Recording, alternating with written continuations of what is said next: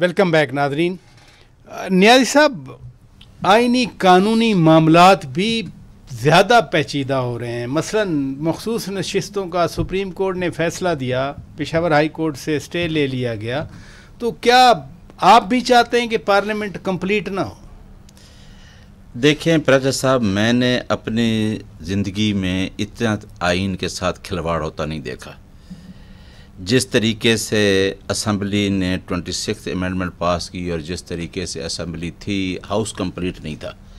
House सुन लेना, मेरा जवाब सुन लेना। बातें हो चुकी, अच्छा, मैं तो अभी जो आज कुछ हो रहा है मैं तो उस पे जो रिजर्व सीट का फैसला है, मैंने ये भी पहली दफ़ा देखा कि रिव्यू में 13 जजेस के फैसले 10 जजेस के साइनों से हो रहा है।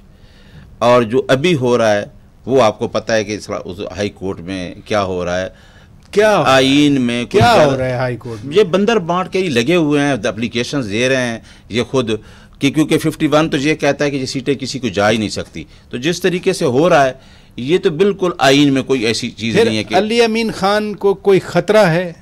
अली अमीन खान को क्या खतरा है? उसकी गवर्नमेंट तो मजबूत है। नहीं, ये जो मखसूस नशिस्तें आएंगी, लोग आज़ाद हो गए, फिर तो ये सारा प्रोसेस तो उधर जाएगा। नहीं, उसके बावजूद भी कोई खतरा नहीं है। आप नॉड कर रही थी, ना में आप बात करना कि बिल्कुल आर्टिकल 51 में सीधा सीधा लिखा हुआ है कि जो पॉलिटिकल पार्टीज़ हैं उनको ही मखसूस नशिस्तें जाएंगी, आज़ाद के हिस्से में नहीं जाएंगे। बिल्कुल नहीं, बिल्कुल है। हमारे साथ कुछ लोग आ जाते हैं कि हम आज़ाद रिजर्व सीट पे जमा करा दें, हम मना फैसला आ गया ना। अब क्या होगा? ये जो अब रूलिंग आ गई नई हाई कोर्ट से, पेशावर हाई कोर्ट से, अब क्या होगा? मैं ये समझती हूँ कि इलेक्शन कमीशन को रोक दिया ना उन्होंने कि आप तो ठीक है, वो जो है उस पे मामलात होते रहेंगे। पार्टी नहीं थे ना, रोक दिया इलेक्शन कमीशन को।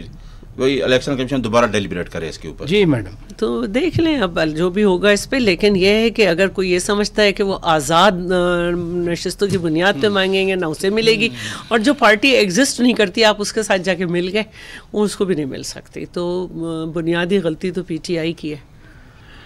जी राणा साहब, ये इलेक्शन कमीशन ने तो अब सुप्रीम कोर्ट का ऑर्डर आ गया, ये टेक्निकलिटी क्यों आ गई दरमियान में मखसूस नशिस्तों के हवाले से? देखिए, अगर पेशावर हाई कोर्ट ने इस चीज़ को स्टे दिया है तो आई एम श्योर यहाँ जहाँ भी जो भी फोरम उधर अगर बहस होगी, इलेक्शन कमीशन अपना मुद्दा रखेगा, फिर मामला आगे बढ़ जाएगा। तो हमें तो इसमें देखिए अदालती कार्रवाई के अंदर तो कोई ना रुकावट डाल सकते हैं। सुप्रीम कोर्ट का फैसला था, इम्प्लीमेंट हुआ, अभी पेशावर हाई कोर्ट ने अगर इसके अंदर लिया है तो ये एक लीगल तरीके से आगे बढ़ेगा और जब इसका सोल्यूशन जो भी निकलेगा वो इम्प्लीमेंट हो जाएगा। तो वे आपकी पार्टी अफेक्टी तो है कि आपकी पार्टी की तरफ से ऐलान हुआ कि अब हमें सादा अक्सरियत हासिल हो गई इन्हीं मखसूस नशिस्तों की वजह से, लेकिन अब तो रुक गया ना मामला।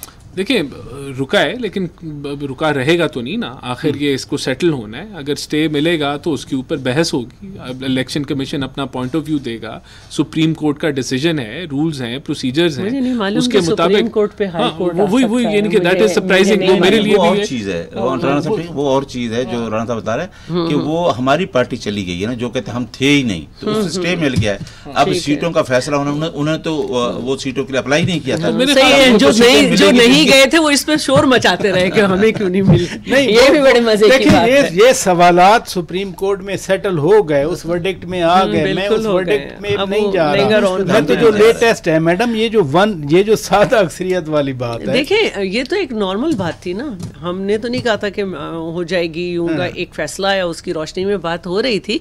अदरवाइज गवर्नमेंट के साथ जो है उसके सपोर्टर्स खड़े हैं, हम सपोर्टर की हैसियत से इत्तेहादी भी खड़े हैं, लाई जो है उनके। गवर्नमेंट को कोई मसला नहीं है, मसला जो है वो इस फैसले के आने के बाद जो भी होगा वो PTI को होगा।